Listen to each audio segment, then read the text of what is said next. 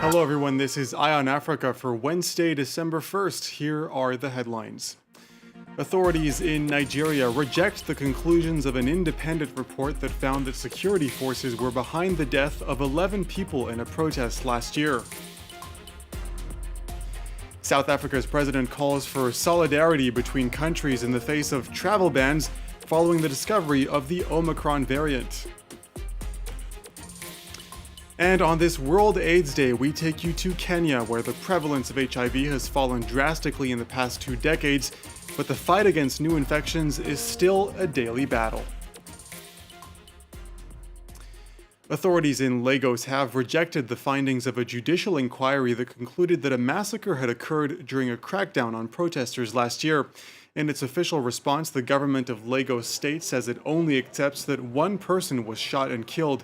The End SARS protests began over police brutality and then spread into the largest anti-government rallies in modern Nigerian history. 1 year later, as security forces continue to deny any responsibility, many of the victims are trying to rebuild and move on. France 24's Chinwe Osandu went to meet some of them. This room is the only place where Patrick feels safe. 4 months ago, he fled his home. One night, 4 men in civilian attire rang all his neighbors' doorbells to track him down. Since then, this young man does not go out anymore. Following the October 20th, 2020 crackdown in Lagos, he lives here in terror, with a bullet lodged in his body near his right elbow. The bullet is somewhere around my joints here.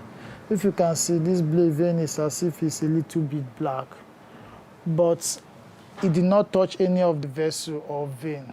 So the doctor said I'm going to live with the bullet like that if I try any surgery or any means of operation, that is going to damage my hand. If Patrick survived his injuries, Nathaniel's brother was not so lucky. The Independent Commission of Inquiry initiated by the governor of Lagos recognized his death on the 20th of October 2020.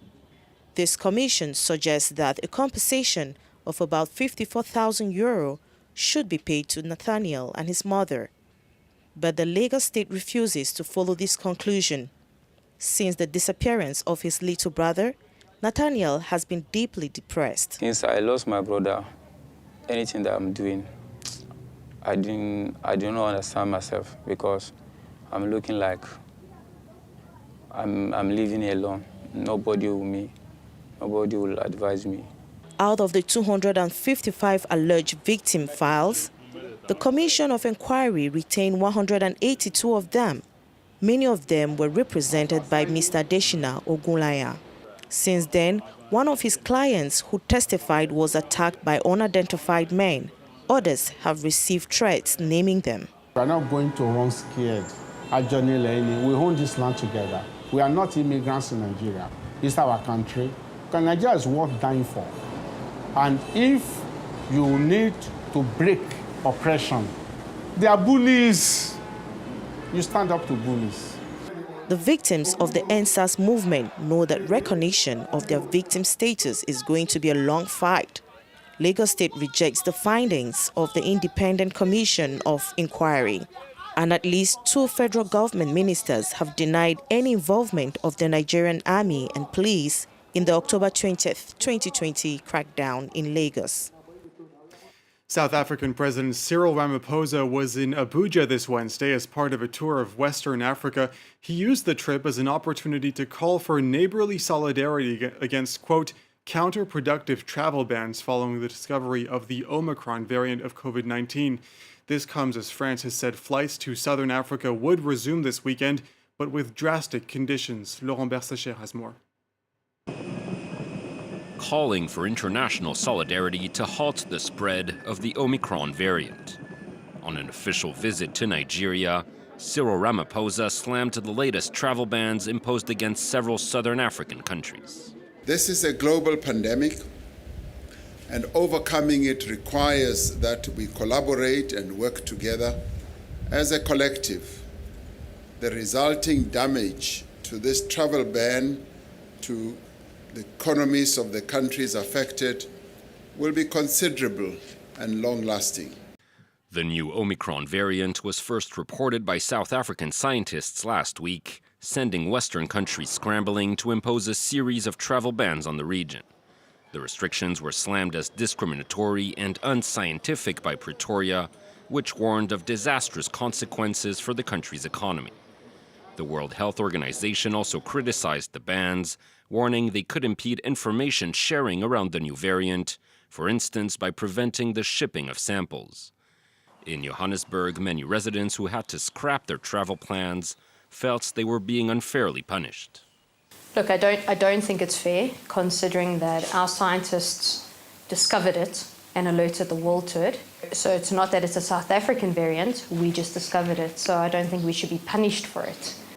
South African health authorities warned Tuesday COVID-19 infections were expected to reach 10,000 a day by the end of the week, largely as a result of the spread of Omicron. Cases of the new variant were also confirmed in Nigeria and Ghana on Wednesday. Let's take a look now at some of the other stories making headlines across the continent. The office of Abiy Ahmed says Ethiopian government forces and their regional allies have recaptured the town of Lalibela, a UNESCO World Heritage Site. Forces affiliated with the Tigray People's Liberation Front, or TPLF, had taken control of the town in August. The town is home to ancient churches and is a holy site for millions of Ethiopian Orthodox Christians. The news comes after several reports of gains made by government forces, as well as a call on TPLF fighters to give up arms. At least 29 people have died after a boat capsized in northern Nigeria in the state of Kano. The boat was carrying about 40 students from an Islamic school and sunk at around 5:30 p.m. on Tuesday evening. A spokesperson for the state's fire service says they believe the boat was overloaded. According to locals, there were some adults on the boat, but most were students, some as young as 6 years old. Police in Uganda say they've arrested a man tied to a rebel group that has been blamed for several terror attacks in the country.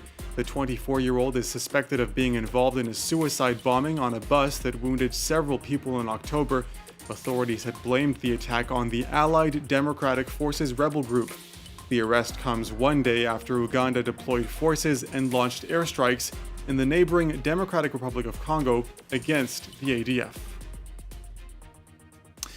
Well, the first day of December is, of course, World AIDS Day, and we'll take you tonight to Kenya.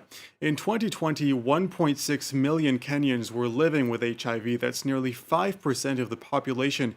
Over the past 2 decades, the government has been successful in its efforts to curb the epidemic, with prevalence rates in Nairobi, for example, divided by 5 over the last 25 years.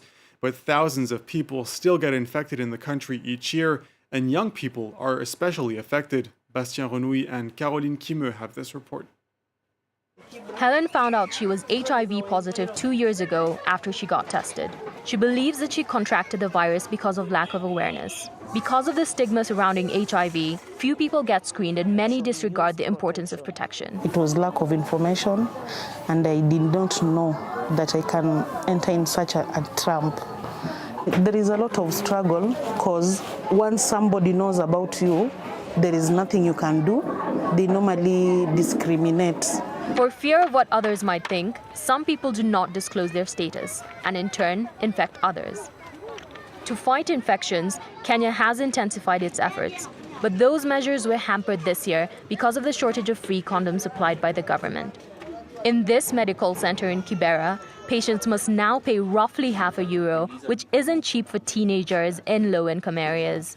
We live in informal settlements where protection is not the priority to most of the people within the community. So you find that transmission for the disease is very high. To reduce the number of infections, Nairobi County is working on a plan which focuses on 2 main groups. We are working towards elimination of mother-to-child transmission. As I said, that is one of our sources of infection for the young children. For the teens and adolescents, we are strengthening the prevention strategies that we have for this population so that they actually have resources available for them and strategies available for them to reduce HIV infection around that subpopulation. The government is also planning to carry out large-scale screenings. If everyone knows their status, the measures put in place will be much more effective. According to authorities in Nairobi, the capital is on track to eliminate new HIV infections by 2030. Time now for episode 2 of our series on the Gambia ahead of this weekend's presidential election. And tonight we ask this question: will the victims of Yahya Jammeh's regime ever get justice? The Truth, Reconciliation and Reparations Commission has submitted its recommendations to the government and called for prosecutions without revealing any details for the moment. For the victims, the wait has gone on for too long, and their disappointment is all the greater because the outgoing president has formed an alliance with the former dictator's party. Sarah Sako and Eli Manindao report from Banjul. Marong has been grieving for 27 years. She was 18 and had 2 children when her husband was assassinated. He was accused of having attempted a coup against Yahya Jammeh. I can never forget this one. I will live with him and I will die with him until we meet again. Marong testified before the Truth and Reconciliation Commission. However, none of the former regime's officials have been charged. It's impossible for her to mourn, she says. It is only justice that can make us forgive them. Even if they put a bag or a full bank of money and gave it to the Barrow family, we can never forgive them, except we have the justice that we are yearning for. Murder, rape, torture. The Truth and Reconciliation Commission has shed light on the atrocities committed by Yahya Jammeh's regime. Its report is now in the hands of the president. He has 6 months to take action. For this human rights activist, there has to be a trial.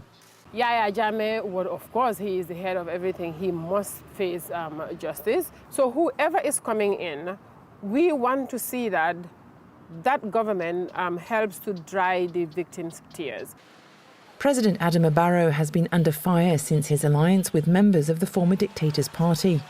Many victims fear a status quo if he's re-elected, but the government assures that the case is moving forward. The victims need not be worried. President Barrow, he established the TRRC out of his own volition in order to search for the truth, to compensate adequately where compensation was required, and those people who require justice to face justice. So this is going to take place naturally. Whatever the outcome of Saturday's presidential election, the Gambian government has less than a month to release the recommendations of the Truth and Reconciliation Commission. Victims of Yahya Jammeh's regime will finally know the names of those likely to be prosecuted. And that does it for Eye on Africa. Thank you very much for watching. Stay tuned to France 24.